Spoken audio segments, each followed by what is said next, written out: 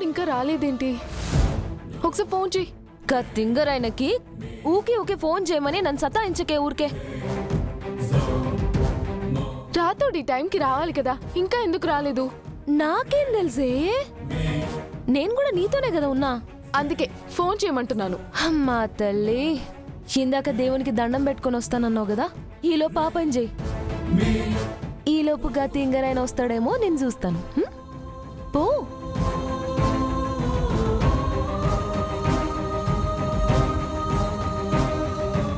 పంతులు గారు. అయ్యా, 11 ప్రదక్షిణాలు పూర్తి చేశారా?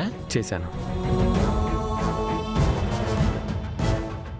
ఇంకో పని చేయండి, విఘ్నేశ్వరుడి దగ్గరికి వెళ్ళి ఆ విఘ్నేశ్వరుడు చుట్టూ ప్రదక్షిణలు చేసిరండి.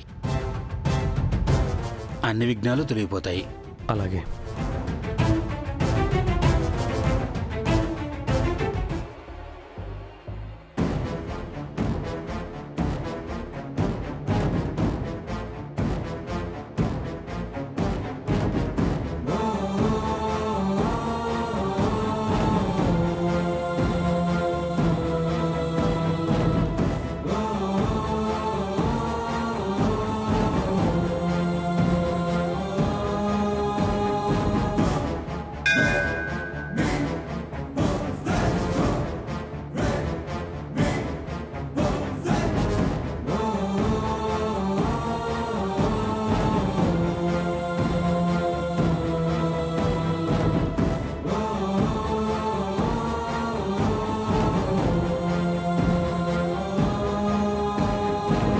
చెప్పండమ్మా.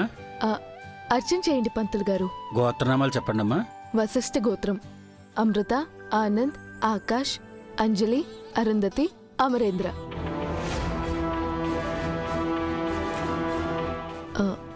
ఏంటి పంతులు గారు అలా చూస్తున్నారు? ఏమీ లేదమ్మా, ఇవే గోత్రనామాలతో ఇందాక ఒక ఆయన అర్చన చేయించారమ్మా.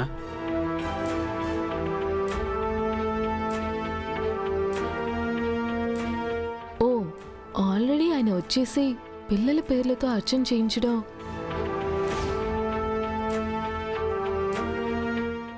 ఆయన ఎక్కడ పంతులు గారు? ఇప్పుడే అటు వెళ్ళారమ్మా.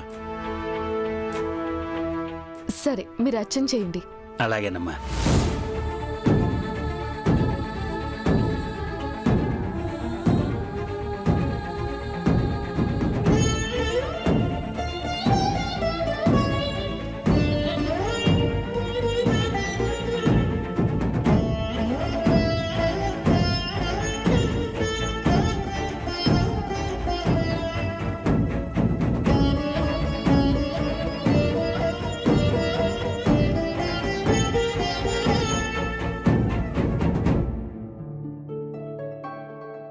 ఈయన వచ్చారు అంటే రాతోడు కూడా వచ్చి వెళ్ళిపోయి ఉంటాడా?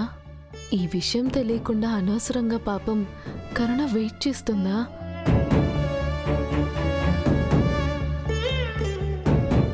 దాన్ని కూడా ఇక్కడికి తీసుకురావడం బెటర్.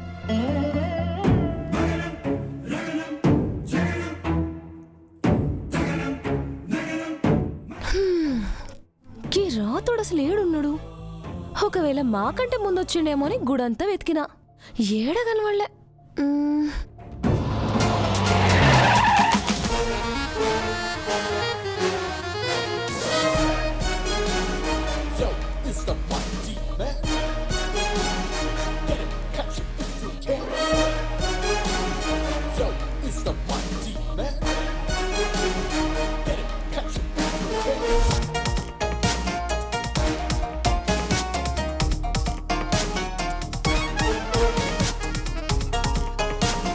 గీ తింగురోడికి ఎప్పుడు అనగా చెప్తే ఇప్పుడు వచ్చాడు.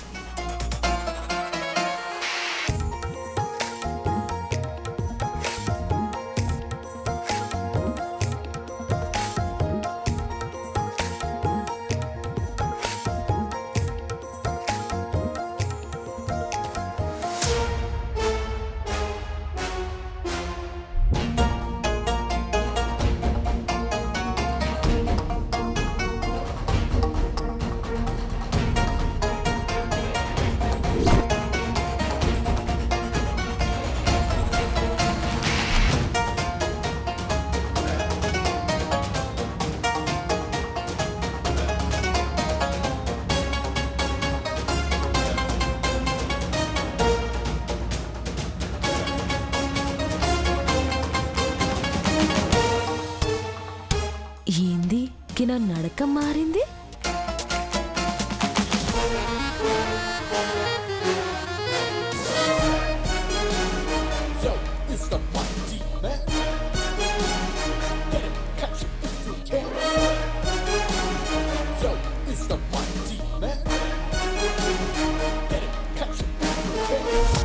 చూపు కూడా మారింది. ఏం మాయరోగం వచ్చిందో.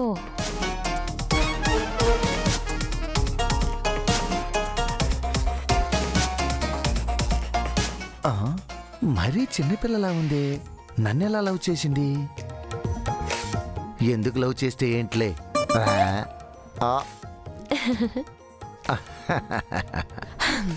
పిలవగానే వచ్చినందుకు థ్యాంక్స్. మీరు పిలిస్తే నేను రాకుండా ఉంటానా? నేను గుడికి ఎందుకు పిలిచిన అంటే తెలుసు. పార్క్ అయితే ప్రాబ్లం అవుతుంది. పార్కా? నాకు గుడైనా పర్వాలేదు.